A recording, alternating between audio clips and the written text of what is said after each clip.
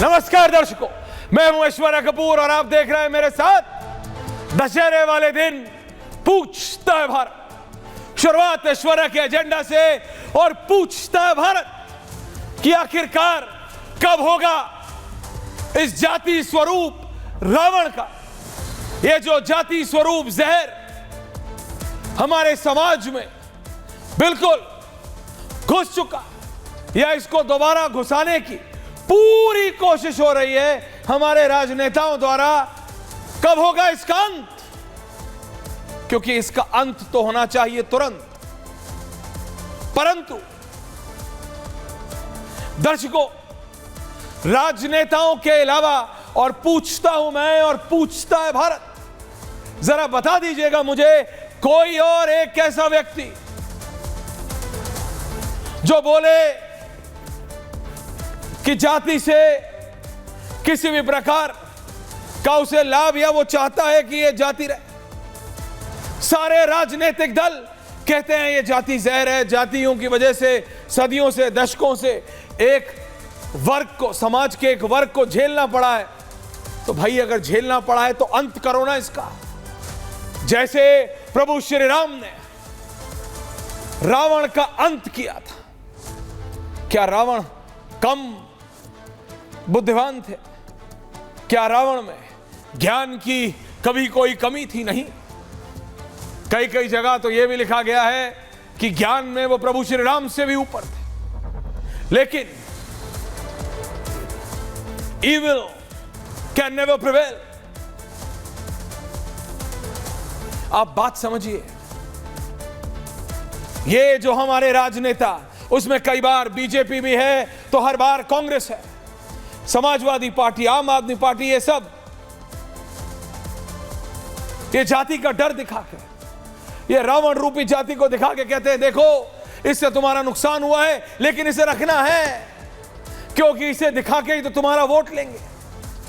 लेकिन मैं कह रहा हूं दर्शकों, आज दशहरे वाले दिन समय आ गया है कि आप लोग, देश की जनता एक आवाज में खड़ी हो और बोले कि जाति का अंत तुरंत। आखिर क्यों ये राजनीतिक दल लगातार बताते रहते हैं कि जाति प्रथा सबसे नुकसान हुआ है, दशकों से सदियों से नुकसान हो रहा है एक वर्ग के साथ? क्या हुआ? अभी अनुराग भदौरिया आएंगे, बता रहा हूं, 10 एग्जाम्पल देंगे। कल ये भी रामलीला में गए थे, ये भी बहुत गले मिल रहे थे प्रभु श्री राम और हनुमान जी से। करे कुछ सीख ही ले लेते, कुछ सीख ही ले लेते अनुराग भदौरिया जी। जाति का अंत तुरंत। मां शबरी के बेर, रामायण जाके फोटो खिंचवाने से कुछ नहीं होता अनुराग भदौरिया जी, सीख लेनी पड़ती है। जैसे कुछ लोग होते हैं, अजय आलोक जी डिबेट में भी आते हैं, राजनेता भी होते हैं, सो कॉल्ड इंटेलेक्चुअल्स भी, उन्होंने किताब पढ़ी हो ना पढ़ी हो, लेकिन उनके फ्रेम में हमेशा पीछे किताबें रहती है। होते हैं, आप लोग भी जरूर ऐसे लोगों को जानते होंगे, मैं भी जानता हूं, एज ए रिपोर्टर जानता हूं। किताबें पढ़ी हो ना पढ़ी हो, किताबें मोटी मोटी 20-20 फुट लंबी लाइब्रेरी बना के रखते हैं, लेकिन कभी किताबें पढ़ते नहीं। ऐसे अनुराग भदौरिया जी, रामलीला में जाके कुछ होगा नहीं, सीख लेनी है प्रभु श्री राम से। सीख जो आप हमारी जनता को बार बार, देश की जनता को बताते हैं कि जातीय जनगणना होनी चाहिए, जातीय जनगणना होनी चाहिए, जातीय जनगणना होनी चाहिए।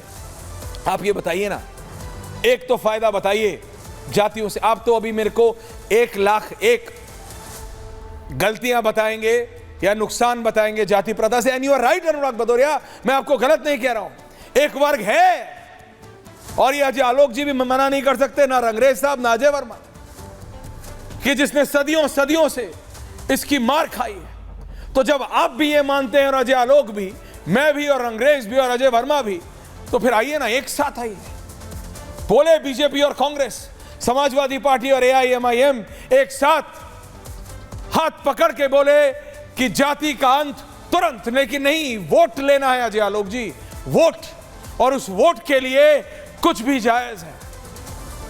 Everything is fair in love and war तो सुना था, ये everything is fair in election ये अलग खेल है।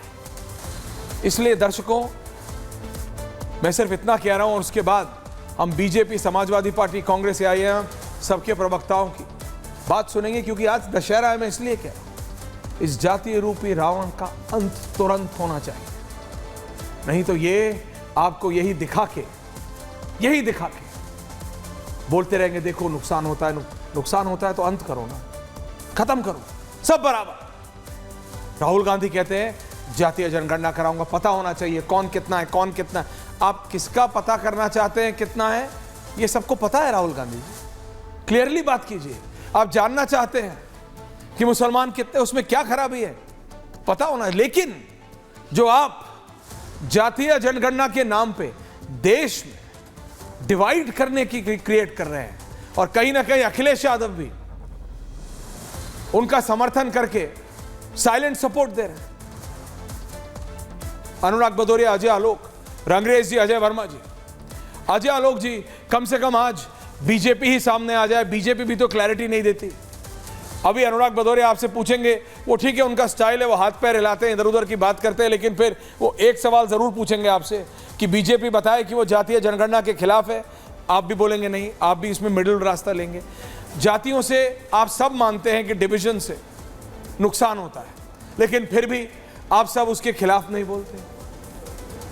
ये कैसा अपलिफ्टमेंट है जो BJP, Congress, Samajwadi party, AIM, IM सब करना चाहते हैं हमारे समाज का। अजय आलोक जी, आपसे शुरुआत कर रहा हूं। देखिए ऐश्वर्या जी, सबसे पहली बात कि बाबा साहब अंबेडकर ने सबसे पहले इसकी शुरुआत की थी। उन्होंने एक किताब भी लिखी थी, एनिहिलेशन ऑफ कास्ट। वो मानते थे कि जाति प्रथा जब तक खत्म नहीं होगी और बराबरी का जब तक दौर नहीं आएगा, सामाजिक समरसता का जब तक दौर नहीं आएगा, तब तक समाज में कोई प्रगति नहीं हो सकती है। हमारा बड़ा सरल मानना है, भारतीय जनता पार्टी अपनी उत्पत्ति के दौरान से, RSS के समय से, आप किसी से समय जनसंघ के समय से, हम भारत में जाति प्रथा को एक ऐसी प्रथा है जिसे हम दूर करना चाहते हैं, लेकिन ये एक नग्न सच्चाई भी है, इसे आप मुंह नहीं छुपा सकते। तो जब तक समानता के अवसर नहीं मिलेंगे, जो हमने लगातार कार्य किए हैं कि सबको समानता के अवसर मिलें, तब तक ये काम नहीं हो सकता है। और खाली चना भाजे घना, थोथा चना भाजे घना, राहुल गांधी की वही हाल है। जब संसद में अनुराग ठाकुर ने उनका नाम भी नहीं लिया था और सीधा यही बोला था कि जिनको अपनी जाति तो दूर, अपने धर्म का नहीं पता, वो जातीय जनगणना की बात करते हैं, तो उसका सबसे पहले विरोध उठ के अखिलेश यादव करना शुरू किए। उन्होंने कहा अखिलेश जी ने, ये जाति कैसे पूछ सकते हैं, ये जाति कैसे पूछ सकते हैं। राहुल गांधी पत्रकार की जाति पूछ सकते हैं, लेकिन यहाँ बैठे हुए तीनों आदमी राहुल गांधी की जाति नहीं पूछ सकते हैं। अभी आप पूछिएगा मेरे कांग्रेस के मित्र से कि राहुल गांधी का धर्म बता दें, तो कहेंगे ब्राह्मण है, दत्तात्रेय ब्राह्मण जनेऊधारी, भाई माता ईसाई, पिता पारसी, हो गए ब्राह्मण। ये तो जातियों की सच्चाई है इस देश में। आप मुझे बताइए ऐश्वर्या जी, मैं एक छोटा सा प्रश्न आपके पूरे दर्शकों से पूछना चाहता हूँ। पूछिए, सीधा पूछिए। हमने बहुत प्रदेशों में देखा है, शर्मा, मिश्रा, सिंह, सिन्हा, सहाय, कितने लोग को देखा है।